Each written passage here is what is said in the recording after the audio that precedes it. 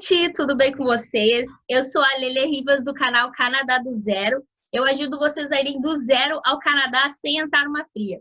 E aqui no canal eu compartilho várias dicas sobre imigração, estudos e turismo aqui no Canadá. E hoje eu tô aqui com essa sensacional, maravilhosa, a Camila Rodin, do canal Projeto Crazy English, e ela vai dar 10 dicas para vocês de como tirar notão no IELTS. E se vocês assistirem até o final, ela dá uma dica extra muito importante, tá bom? Então, vamos conhecer um pouco da Camila sobre o Projeto Crazy English. E Camila, conta um pouquinho de você, como foi, qual é a sua experiência com o IELTS. E assim, dá essas dicas maravilhosas, porque eu sei que tu só tira notão nessa prova. Oi, pessoal, tudo bem? Eu sou a Camila, eu estou indo também para o Canadá e assim como vocês, eu também assisti o canal da Lele há muito tempo, né? Sempre falo para ela que o vídeo que mais me emociona é quando eles foram na fronteira. Oh. E eu gosto muito do canal deles. Em agosto, para ser bem exata, de 2017 a gente decidiu ir para o Canadá, eu e meu marido. E a gente não sabia nada de nada do Canadá e, de repente, a gente viu que a gente ia ter que fazer a prova do IELTS, o famigerado IELTS. E, no começo, eu achava que eu ia tirar 10 em tudo, porque eu me achava mesmo, mas a gente sempre se acha nesse projeto Canadá e depois a gente acaba se arrependendo um pouquinho, né? No começo, eu achava que eu ia tirar um notão, porque desde os meus 12 anos eu estudo inglês. E aí, eu fui estudando sozinha. Quando eu fiz o concurso para ser controladora de voo, que hoje eu sou controladora de voo, precisava ter o inglês, então isso me ajudou muito a entrar nessa vaga. E no curso de preparação de controle de voo, eu também tive que estudar inglês durante um mês, full time, das 8 às 5. E foi onde eu aprendi bastante. Eu vi que eu não estava nem no básico, e eu vi que eu também não estava no avançado, que eram essas duas turmas que tinha. Então, eu fui para o básico e comecei a ajudar meus colegas lá. E eu pensei, nossa, eu gosto de ensinar inglês para as pessoas, né? Quando foi em 2011, eu tive a oportunidade de passar 35 dias em Oklahoma, lá nos Estados Unidos, fazendo um curso de inglês aeronáutico. E para mim, assim, foi o desbravador, porque, eu aprendi que eu não sabia inglês. Tudo aquilo que eu tinha estudado era muito básico para o nível de lá. E a outra coisa que eu entendi é que eu amava línguas mesmo e que eu tinha que fazer alguma coisa em relação a isso. Então foi onde eu decidi fazer a minha pós-graduação de tradução. Eu já tenho a minha graduação na área de TI, de análise e desenvolvimento de sistemas, e eu resolvi mudar totalmente e fazer uma pós-graduação de tradução de inglês. Essa é a minha história mais ou menos assim com o inglês, né? Aí quando veio o IELTS na minha vida, eu pensei assim, bom, para eu conseguir a pontuação necessária no Express Entry, eu preciso do francês e eu também preciso tirar uma nota astronômica no inglês. Mas o inglês está tudo bem. Eu preciso aprender francês. É isso que eu pensei, né? E quando foi em novembro de 2017, eu contratei um curso online que chama Curso de Francês Online, não sei se vocês se interessam por isso. E é feito por um monte de franceses mesmo que moram no Brasil hoje. Então eu achei o curso muito bom, eles são bons em atendimento ao cliente também, então foi excelente para mim, foi o que me salvou mesmo e fez eu tirar minha nota do francês. Mas aí estudei de novembro a março o francês, e quando foi no começo de março, a gente decidiu que ia marcar a prova do IELTS para dia 10 de abril. Aí eu tinha dia 27 de março a prova de francês, 10 dias ali, 10 dias, 13 dias, eu tinha a prova do IELTS. Então eu só tive 13 dias para eu saber como era o IELTS. No primeiro dia que eu peguei o livro do IELTS, eu falei assim, meu Deus do céu, 13 dias é impossível alguém ser bom no IELTS. E o que eu entendi nesses 13 dias foi meio bem elucidativo, assim, né? Que o IELTS, ele não é uma prova de inglês especificamente. Ele é uma mistura de inglês com técnica. Se você tem muito inglês, mas você não tem técnica, nadou, né, morreu na praia. Se você tem muita técnica e não tem inglês, também dá na mesma. Então, o que você tem que fazer efetivamente é estudar as duas coisas. Você tem que melhorar seu inglês, sim. Você tem que entender o que você precisa para essa prova. e você tem que entender como ela é feita, o que eles querem de você. Então, tem essas duas coisas que você tem que aprender. Então, Camila, conta pra gente quanto você tirou no IELTS e qual tipo de IELTS que você fez, porque eu sei que tem dois tipos, né? O General e o Academic. Bom, eu fiz os dois tipos da prova, fiz tanto o General quanto o Academic, para diferentes propósitos, né? O primeiro que eu fiz foi o General, que era o propósito do Express Entry mesmo, que precisa ser esse modo de prova. E as minhas notas com esses 13 míseros dias de estudos foram o Reading, na verdade eu tirei tudo 6,5, exceto o Speaking, que foi 7,5. E eu pensei, eu vou fazer essa prova, não vai dar certo, eu tinha certeza disso, mas com certeza na próxima eu vou conseguir. E eu foquei em entender as técnicas. Foi aí que na segunda prova eu tirei Reading e Listening, eu tirei 9, não errei nenhuma pergunta. O Speaking eu tirei 8, então melhorou um pouco. E o Writing eu tirei 7,5. Então eu melhorei bastante, eu acabei ficando com CLB 10 em vez do CLB 9. Só para lembrar que 9 é a nota máxima, né? No IELTS. 9 é a nota máxima. 9 é a nota máxima, você não tira mais que 9. Então, ou seja, ela gabaritou 2 tópicos da prova. Agora eu fiz o Academic recentemente, foi 2 semanas atrás aí. Eu fiz o Academic e eu tirei 9 no Reading. O Listening eu pequei um pouco, tirei o 8. O Speaking, 8 de novo. E o Writing eu dei uma baixada, que foi para 7. Mas para você, assim, antes da gente começar com as dicas, qual para você foi mais desafiador? O General ou o Academic? Na verdade, eu tinha lido bastante comentários sobre a diferença dos dois e que o Academic era muito mais difícil do que o General. Eu não senti essa diferença e principalmente as pessoas falam que essa diferença dá maior no Reading. Eu estava pensando nisso. Porque os textos, eles são mais densos, né? Eles são 3 textos enormes e bem cheio de informação e cheio de expressões e acadêmicas mesmo. É um pouco mais difícil o nível. Eu acredito que para quem não lê muito, acaba encontrando essa dificuldade no reading. Eu não tenho muito, porque eu leio muito. O que eu leio muito é BBC. Os textos do BBC, para mim, são equivalentes aos textos que eu li no Academic. Então, eu acho que é uma boa forma de você ler, porque eles usam bastante conectores, eles usam bastante phrasal verbs e muitas expressões. Então, você acaba tendo que aprender antes de você estar lá e ler o texto, né? É bom você fazer disso um hábito diário mesmo, né? De você acordar, ver as notícias, não vai ver notícia no Bom Dia Brasil ou ver jornal. Se você tem que fazer o IELTS, vai ler um BBC, que vai ter a mesma notícia lá. Eles fazem, inclusive, notícias do Brasil. Qual é a primeira dica que você tem aí pra gente? Bom, a primeira dica que foi quando eu parei para estudar para a segunda prova foi entender os band descriptors. Por quê que eu falo isso? Eu falo isso porque eu tenho um exemplo em casa. O meu marido, ele não gosta muito dessa parte de ler o manual da prova, vamos dizer assim. Só que ele é muito importante para você entender o que eles querem de você. Eles estão te dando a chance de você entender o que eles querem. Então, estude os descriptors muito bem estudado. Gaste ali 3 dias, 4 dias só estudando descriptors. Não é só dar aquela passadinha. Por exemplo, se você ler lá nos descriptors, na parte do writing, ele diz lá na parte de gramática que o Band 6 e o 6 e o 7, né? A diferença deles é usar uma variedade de frases complexas. E aí, o que a gente faz? A gente usar a variedade de frases complexas. Não, pera lá. O que é uma frase complexa? Você já parou para se perguntar o que ele está dizendo ali? Ele não está dizendo coisas simples. O que eu faço, geralmente, é pegar os descriptors e olhar desde o nível inferior, lá do 4, do 5, até o nível 8, até o nível 9, e ver essas nuances, porque em todos os níveis tem dicas do que você tem que estudar.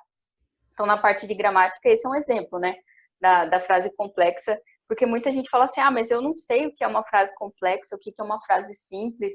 Então, estude isso, vá atrás disso, tem material pra caramba. Se você colocar cada item daquele do descriptor no Google e colocar IELTS na frente, você vai ver que tem muita gente que ensina você todos os passos daqueles descriptors, e aí você tem a chance de estudar o que eles querem ver de você. Show de bola, Camila. Vamos para a segunda dica. A segunda dica, organização é tudo na vida. Sou praticamente a Marie Kondo do estudo. E aí, vamos lá. É assim, no ensino de inglês, no aprendizado, na verdade, né? Porque eu tô falando como professora, mas vamos falar como aluna. No aprendizado de inglês, a cada 150 até 200 horas, mais ou menos, é quanto você demora estudando efetivamente, né? Aquele estudo vagabundo, é um estudo de qualidade mesmo. Você demora para pular de nível CFR. Esses níveis é um quadro europeu, acho que vocês já devem ter ouvido falar aí de A1, A2, B1, B2, C1, C2. Então, dependendo da sua facilidade ou da sua dificuldade, mais ou menos você leva entre 150 a 200 horas para pular de um nível para o outro. Então, o que você tem que pensar? Se você fez um teste de nivelamento, você saiu como B1, mas o CLB9 é C1. Ou seja, você precisa pular o B1 para o B2 e depois para o C1. Ou seja, ali no mínimo, o mínimo que você vai precisar é de 300 horas de estudo para você chegar no CLB9.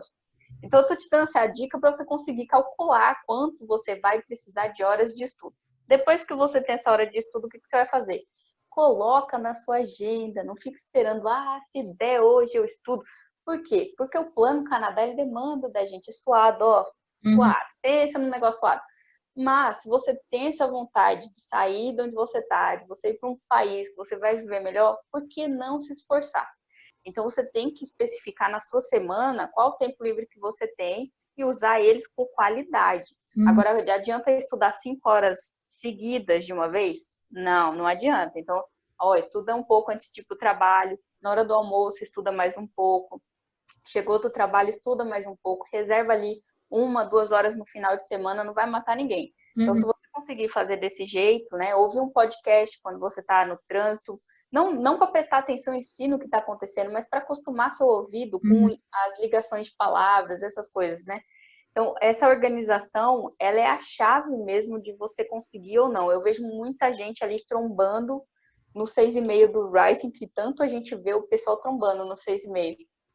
Para e gasta seu tempo para estudar mesmo, efetivamente. Não é estudar basiquinho como a gente vai para a escola. Esse estudar é o modo hard, né? 150 horas estudando só writing ou estudando, por exemplo, writing, listening, speaking? Entende? Na verdade, o simulado ele pode te dar essa resposta. Quanto mais simulado você faz, simulados dos livros do Cambridge mesmo, né, que são os oficiais e são os testes mais parecidos que tem, né? Então você faz ali um simulado de reading, contado, com tempo, cronometrado. Você faz o do listening com o áudio que vem no CDzinho. Você faz uma redação, contrata um professor que tem o iTalk, por exemplo, que você pode contratar professor para corrigir a sua redação. Para você saber mais ou menos como que você tá, você contrata um professor também que é especializado em IELTS para checar o seu speaking, para falar assim, você tá mais ou menos aí com 6, 6,5, 7, acho que você tá ótimo para o que você quer. Então, ali você vai ter uma noção. Eu acho que esse simulado inicial, ele é muito importante para você definir até essa hora, essa divisão de estudos, né? Porque se você, de repente, divide igual, mas você é muito bom no reading, você está gastando tempo que você poderia estar melhorando outra habilidade sua. Show! Mais uma aí, vamos arregaçar essa notona. Então, vamos. Na parte de reading agora, específica de reading. Então, o que eu faço, além de ler muito, né? Além de ler muito, você tem que ler como um examinador. Você está lendo o texto, não é somente para obter informação. Quando você está fazendo o IELTS, você está lendo para obter gramática, para obter estrutura, para você tirar tudo que aquele texto pode te dar para você melhorar uma redação, por exemplo, ou para você melhorar o seu tempo de leitura. Então, o que você tem que fazer é procurar por frases que você jamais na vida escreveria daquele jeito. Eu, geralmente, quando eu tô lendo um negócio no BBC, ou quando eu tô lendo livro mesmo de romance, porque eu adoro aqueles romances mela cueca mesmo, sabe? Mas eles que melhoraram a minha velocidade. Então, eu leio um texto, eu olho uma frase e meu olho brilha, porque eu penso assim, caraca, que frase linda. Eu jamais escreveria essa frase. Essa é a frase que você tem que, agarra como se fosse a última Coca-Cola do deserto, filho, vai pra frente. Porque é ela que você precisa estudar. Você precisa aprender como ela é feita, treinar dentro do seu contexto, como é isso? Por exemplo, tem o caso do the more, que eu peguei aqui para ilustrar, né? Geralmente a gente fala assim, quanto mais alguma coisa, mais outra coisa acontece. Então, esse the more, eu gravei no meu coração e eu usei em todas as redações que eu fiz na vida, sério. Então, porque eu acho que ela é uma frase um pouquinho mais complicada, que ela demanda um pouquinho mais. Você pensa assim, the more marvelous the house, the more I want to buy it. Então, quanto mais maravilhosa a casa, mais eu quero comprar. Então, você compara duas coisas, né? Equivalentes de um lado e do outro. Então, se você usa o likely, você já dá um up nessa frase. Então, sempre que eu vi o the more, e eu vi o likely, eu pegava e, nossa, essa frase aqui é bonita, eu quero escrever alguma coisa com isso. Então, eu ficava assim, the more delicious the food, the more likely people are to eat it. Então, quanto mais deliciosa a comida, mais é provável de que as pessoas queiram comer ela. Então, assim, eu fui pegando essas frases, é só um exemplo, assim, mas você, lógico, vai achar um monte de frases que você nunca vai conseguir escrever sozinho. E são essas frases do reading que você pode pegar para você usar tanto no speaking quanto no writing. Quarta dica, fale sozinho. Eu sei que é meio louco, mas eu sou meio louca mesmo. Eu falo, We are! Você imagina eu sozinha. Eu adoro falar sozinha. Então, assim, falar sozinho. Por que falar sozinho, gente? Não sou louca, não vou, né? Não, vamos lá. Pensar assim. Se eu tô falando sozinho, por exemplo, no banho, faço muito isso. Entro no banho e começo a responder as perguntas de alienígenas que estão comigo lá tomando banho. Por que falar sozinho? Quando você tá falando sozinho lá e respondendo essas coisas, você vai ter dúvida. Que olha, você vai ficar, eita, será que eu falo assim? Que palavra que eu uso agora? Ai, meu Deus, que verbo que é? Será que é different of ou different from? Ai, meu Deus, eu não sei essa diferença. Essas dúvidas, caramba, esses errinhos que a gente faz, eles têm que agradecer esses erros.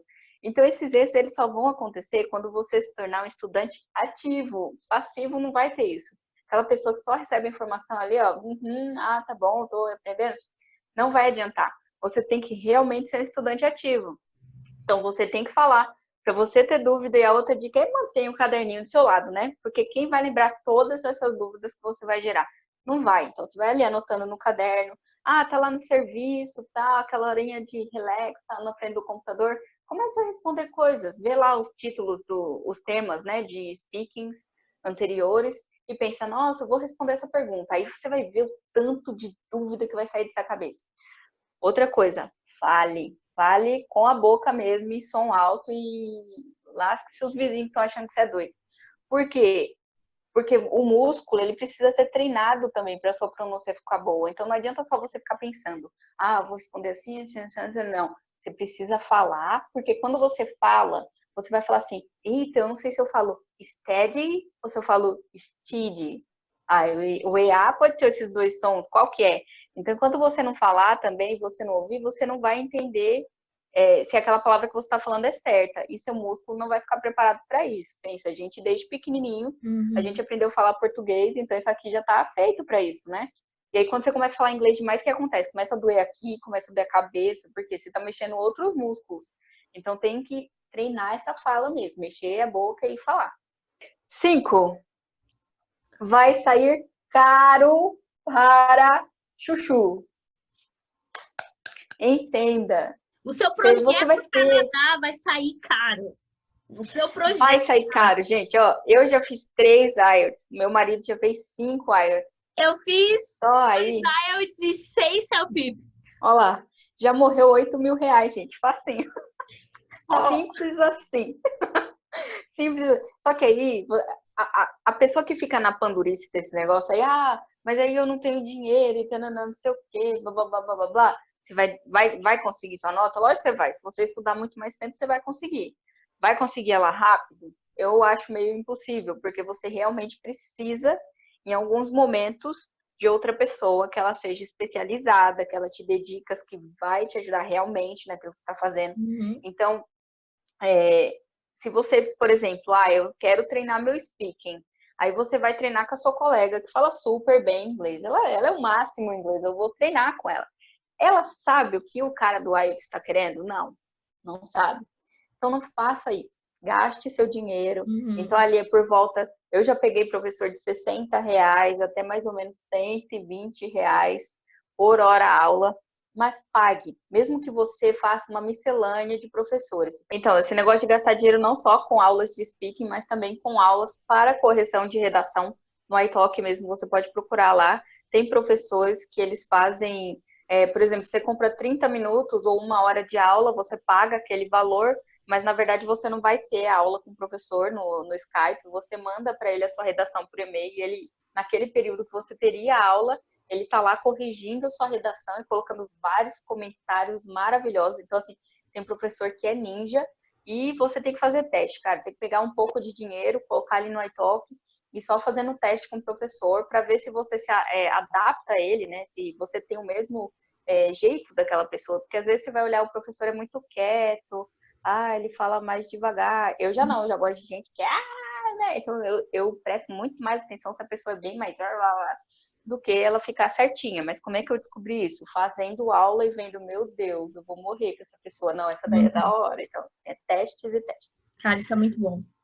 Indo para a próxima dica, que é o listening. Vamos falar do listening agora.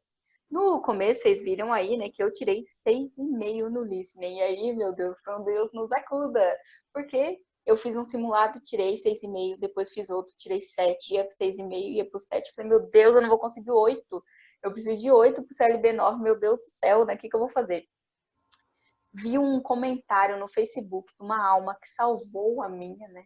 E eu vou dar essa mesma dica porque ela realmente foi fortificante. Faça pelo menos 30 simulados de listening. Eu fiz 35, né? Porque eu gosto de passar. Eu ia tendo uma tabelinha ali, onde eu colocava dia que eu fiz, qual listening que eu fiz e a nota. E eu fui aumentando, gente, fui aumentando, assim, 6,5, 7, 7, 7, 7, 7,5, 7, 7, 7, 7,5, aí 8, 8, 8, falei, meu Deus, tô tirando 8, até que eu tirei meu 8,5 no 35. Então, veja só, melhora mesmo. Por que que melhora, né? Porque, vamos pensar por que melhora.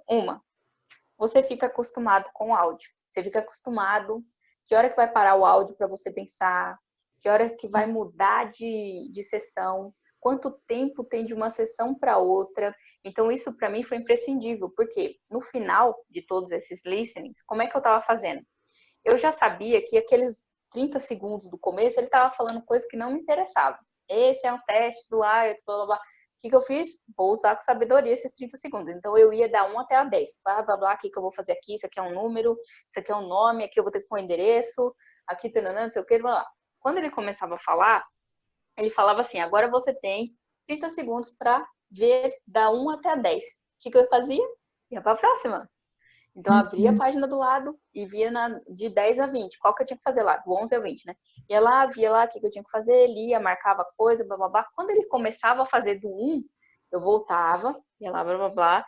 Quando termina, você tem 20 segundos, 15 segundos para você revisar suas perguntas, né? Suas respostas. E quando ele fazia esses 15 segundos, eu já tinha revisado, né? Meu filho já tinha feito aquele negócio. Se eu errei, errei. O que eu fazia? Ia lá para a sessão 3. Então, com isso, você vai ganhando esse manejo de quanto tempo você tem para você se adiantar. Porque chega, a prova ela vai ficando difícil, né? Conforme vai passando as sessões, vai ficando mais difícil. Quando chega na terceira, é muito difícil. A terceira é muito difícil para mim, por exemplo, que fica um monte de pergunta grande com alternativa enorme, que você tem que ler todinha aquela alternativa enorme em pouquíssimo tempo. E as pessoas estão falando, ao mesmo tempo que elas estão falando, você tem que ler aquelas perguntas. Então, o que eu fazia? Me adiantava. Porque se eu espero o que eu vou ouvir, se eu já estou esperando, né, prevendo o que eu vou ouvir, é muito mais fácil você ouvir e entender e saber as nuances. Aqui ele falou castelo, mas ele não quis dizer castelo, ela negou. Você já tem aquilo formado na sua cabeça. Então, por isso que eu acho que é muito importante você fazer, sim, uma tonelada de listening para você ficar acostumado com esses tempos. Tem uma outra coisa também que eu pecava bastante na primeira, de spelling. Eu tenho um problema gravíssimo com spelling, sério. Quando a pessoa fala I, eu quero pôr A. Quando a pessoa fala I, eu quero pôr I, mas é E. Então, eu tenho um problema gravíssimo. Então, o que eu fiz? Né? A minha técnica. Eu falo técnica.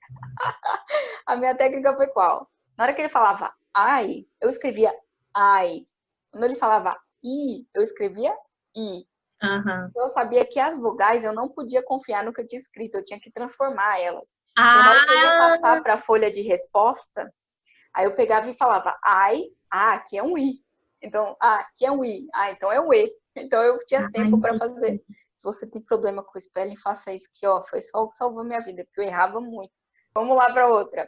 Writing. Agora vai começar, né? Porque essa sessão aqui tem que ser grande, não tem jeito, gente. Taca-lhe pau. Taca-lhe pau, vamos lá. Escreva sempre, né? Escreva diários, escreva cartas, escreva a sua opinião sobre alguma coisa. Quer xingar seu chefe? Escreva uma carta, só não entrega, mas escreva a carta para ele em inglês, no formato do IELTS, que aí, meu filho, se você escrever ali, ó, um negocinho por dia, dá para escrever, né? Não é possível que não dá para escrever um negocinho por dia. Então você vai ali, escreve um negocinho, no outro dia você escreve outro. E por que que é importante escrever? Eu acho que escrever, de todas as habilidades no IELTS, é a que mais te ajuda a desenvolver o inglês. Porque é quando você tem tempo para pensar, você tem tempo para pesquisar, você tem tempo de se corrigir. Então, no speaking, ali o negócio é muito ao vivo, né? Vai lá, blá, blá, blá, blá, blá. Mas no writing, não. Você tem uma chance enorme de você pegar aquelas frases que você aprendeu lá no reading, que você salvou no seu coração, e você usar elas no writing com calma, testando se tá certo. E lógico, mandando alguém corrigir, né? Não dá para ficar testando sozinho também. Escrevi super redação. E às vezes não é isso, né? Mas enfim, escreve muito, porque isso vai te ajudar tanto se você for para college no Canadá, você vai ter que escrever os assignments e você vai ter trabalho para escrever muito, então leva para sua vida, você está se evoluindo, né? Não pensa nem só no IELTS, mas enfim, para sua profissão, você vai precisar escrever um e-mail para alguém, enfim, né? Vai, Helenice, isso Uhum. aí de prova, né? Tem que escrever os e-mails para os outros. Aprenda e leve para o coração, né? E na redação, o que mais foi difícil para mim na redação do IELTS foi a Task 2, que é aquela essay, que é formal, você tem que escrever bonitinho. Mas aí o que eu fiz? Li os descriptors e lá eu vi que você tinha que dar uma ideia e você tinha que estender essa ideia, você tinha que dar razões, motivos e exemplos. Então, ou seja, ele te deu a receita do bolo. Pega o ovo, a manteiga, o leite, né? O que eu fiz? Como é que eu vou estender uma ideia? Então eu fiquei pensando, como eu vou fazer um parágrafo que eu consiga incluir tudo o que eles pedem, né, nos band scriptures lá. E foi aí que eu cheguei no modelo. Eu tenho um modelo mental, né? Que minha topic sentence, por exemplo, do parágrafo, quem está estudando EPOET vai entender o que eu estou falando, que essa é a rainha, né? A topic sentence é uma verdade absoluta. Você não vai contar nada além do que todo mundo já sabe. Né? Então, por exemplo, as crianças hoje em dia jogam muito videogame. É uma verdade absoluta. Todo mundo, ninguém pode negar isso. Então, eu sempre usei a a topic sentence com alguma coisa que ou aumenta, ou é muito grande, ou diminui, ou é muito pequeno. Né? Então, por exemplo, os carros na cidade estão crescendo, né? O aumento enfim, tudo que for relacionado ao aumento e diminuição de alguma coisa é uma verdade absoluta, né? Lógico, você vai escrever umas asneiras, mas, enfim, pensa o que todo mundo sabe, que aí vai dar sempre certo para sua topic sentence. Logo em seguida, eu faço algumas perguntas. Por exemplo, por quê? Por que o número de crianças jogando videogame está crescendo? Por quê? Eu tenho que responder esse porquê na minha próxima frase. Porque hoje o videogame é mais affordable, né? É mais fácil de você comprar um videogame hoje. Então, por isso que está crescendo. É uma razão óbvia. Então, está mais barato, logo vai ter mais gente. E aí, ou se não, por exemplo, eu pergunto, what more? O que mais eu posso escrever sobre isso, né? Então, eu posso dizer assim, in other words, ou seja, em outras palavras, muitas crianças têm paranã. Ou seja, você adiciona mais uma informação daquele topic sentence. Ou você pode falar qual é a consequência. Qual é a consequência? Você já logo em seguida atacar uma consequência. Com isso, a saúde das crianças está diminuindo, né? A saúde está diminuindo nas crianças porque elas ficam jogando videogame em vez de se exercitar, enfim. Você Aham. já estendeu o seu assunto. Agora, por exemplo, ai meu Deus, eu não tenho um exemplo. Ai meu Deus, eu não consigo pensar num exemplo. Ai meu Deus. Um exemplo simples. Um estudo de uma universidade X mostrou que, pronto, eles lá vão parar de corrigir. O cara do IELTS, ele recebe ali míseros, não sei quantos dólares, sei que é pouco, para corrigir uma redação do IELTS. Você acha mesmo que ele vai parar de ler a sua redação para ir lá pesquisar se tem um estudo sobre aquilo? Aí você fala tipo de Harvard. Você pode falar um estudo na Harvard, ou você pode usar exemplos do seu país, e eles não vão saber se é verdade ou não. Então, por exemplo, no meu país foi verificado que a maioria das crianças que estão obesas são crianças que jogam videogame o dia inteiro. Então, né, você pode dizer jogos ainda, você pode dar mais exemplos ainda. Você pode falar assim, jogos como simulação de voo, ou como simulação de vida, né, Second Life, enfim, jogar aí vários exemplos, né, nessa frase. E aí, no final desse parágrafo todo, eu sempre coloco ou uma inversão, que é uma gramática avançada em inglês, ou se não, uma if clause. Então, por exemplo, eu posso no fim dar alguma sugestão de alguma coisa. Então, por exemplo, se os pais prestassem mais atenção nas crianças, isso não estaria acontecendo. Ou se o governo investisse mais em advertisements para mostrar que as crianças estão engordando por causa disso, isso não estaria acontecendo. Mas por que eu vou colocar esse negócio lá? É só para eu dar a minha opinião? Não. É para eu mostrar a gramática que eles querem ver. Então, eu vou lá, incluo essa inversão ou a if clause e para mim eu já fico satisfeita. Às vezes eu faço no primeiro parágrafo if e no segundo parágrafo eu faço o if, que é a inversão. Que é só procura aí no Google como fazer inversões em inglês IELTS. Você vai ver que tem um monte aí de gente ensinando e é uma super... Você monta estrutura antes de começar? Na verdade, eu já gravei essa estrutura na minha cabeça, que eu falei, né, do topic sentence, porque eu estendo a ideia, dou um exemplo, finalizo com uma if clause. Então, eu sempre vou nesse molde, eu vou escrevendo nesse molde. E, lógico, você só vai masterizar isso, né, practice makes perfect, né, que o povo fala aí, é só praticando mesmo. Agora, a oitava dica. A oitava dica é transitional words, os connectors, né, famosos connectors. Eles, em quase todos os níveis, tem lá nos descriptors que você tem que usar a range of, né, ou seja, uma boa quantidade de conectores, e você tem que usar eles acuradamente, né, você tem que usar ele corretamente. Como é que você faz isso? Fazendo bastante exercício e aprendendo quais são essas palavras. Como você vai aprender essas palavras? Artigos de universidade em inglês. Então, por exemplo, você entra lá no CAPES ou você procura aí no Google, tem um Google que é da educação, que você consegue baixar vários artigos de pessoas que escreveram para a faculdade. E nesses TCCs, né, os artigos, você vai ver muito o uso dessas palavras. Então, você acaba se acostumando como que a pessoa realmente ela faz uma redação do IELTS gigante quando ela escreve um artigo.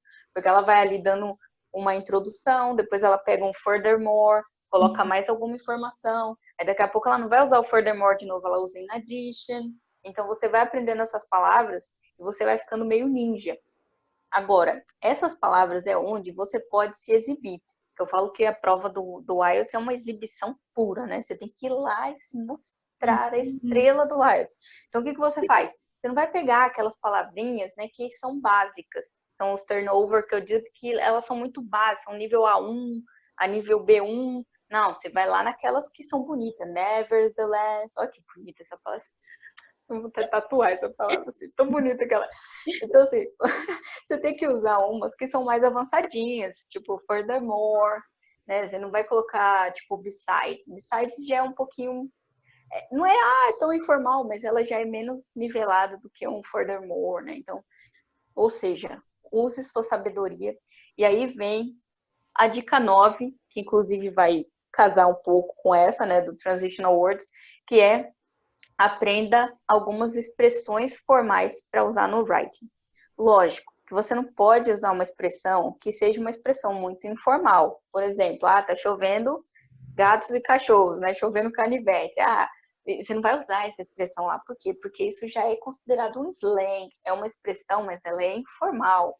E como que você vai saber expressões formais que você pode usar? Você vai pesquisar no senhor Google, que sabe de tudo, é o detentor da palavra. Então, você vai colocar lá, formal expressions to use in IELTS, lá no Google. E aí você vai ver aquela porrada de expressão. E aí você vai gravar centenas. Mentira, lógico que você não vai gravar centenas de expressões, minha filha. Seu cabeça tem uma limitação aí. você vai gravar umas 5, umas 6, que dê para você usar em vários contextos. E a partir dessa expressão que você pegou, você vai guardar no seu coração, você vai levar ela para o dia da sua prova, porque você tem que usar ela na sua prova para se exibir. Pensa que você tem que se exibir. Então, por exemplo, uma expressão que eu usei bastante foi follow suit. Essa expressão eu já sabia desde a época da tradução. Quando eu fazia tradução, eu teve um documento que eu traduzi que tinha essa expressão, e parece que assim, follow suit, seguir alguma coisa, e eu não sabia, nossa, o que é follow suit? E na verdade é um sinônimo de imitar, seguir o exemplo de alguém. Então eu pensei, nossa, muito bom, porque a população segue o exemplo do governo. Então já eu consigo usar. A criança segue o exemplo dos pais, ela segue o exemplo de artistas, ela segue exemplo de... Ou seja, eu vou conseguir usar follow suit. Então, assim, tem que gravar essas expressões que são bem avançadas, porque ali o cara vai entender que, pô, ela sabe onde usar o follow suit. Follow suit é uma expressão de nível avançado, né? C1, C2. Então, pô, é bom você usar isso em vez de você falar imitate. Por que você vai falar imitate quando você tem uma coisa mais avançada para substituir? Outra que eu gravei, plays a pivotal role.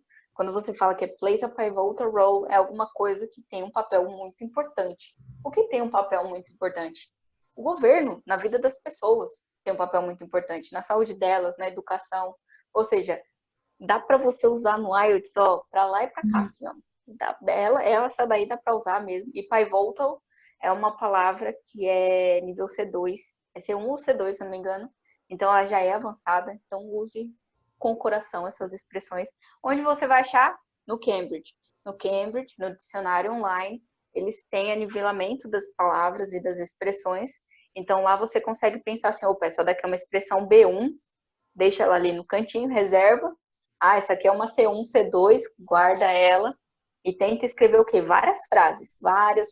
Pega o exemplo lá, que dá no dicionário, e começa a escrever suas frases para você gravar ela na sua cabeça, o significado dela. Assim como as expressões, as collocations, elas têm um valor muito grande na sua nota. E o que é collocation? É o casamento perfeito das palavras. Então, por exemplo, se alguém... Eu até usei isso lá no Crazy English, né? Que se alguém fala assim, ai, eu bebi um susto. Se algum americano chega e fala assim, eu bebi um susto. Aí você fala assim, beber susto? Como assim beber susto, né? Porque o collocation pra gente é tomar susto. Ou você leva um susto. Então, por exemplo, como o meu marido diz, pegar um susto. Então, quando a gente ouve alguém falar bebi um susto, pra gente é porque que soa estranho? Porque a colocação não tá certa. Aquele verbo, ele não casa com aquela palavra perfeitamente. A gente não é acostumado a ouvir ela. Então, collocation é uma parte muito importante para você soar natural em inglês. Porque você pode ali falar um do quando não é quando é para usar o make, por exemplo. A pessoa vai te entender? Supostamente ela vai te entender, mas na cabeça dela vai ficar assim, nossa, que estranho que ela tá usando um do, em vez de tipo, do the homework ou make the homework. E aí você fica, qual que eu uso? Isso é problema de collocation.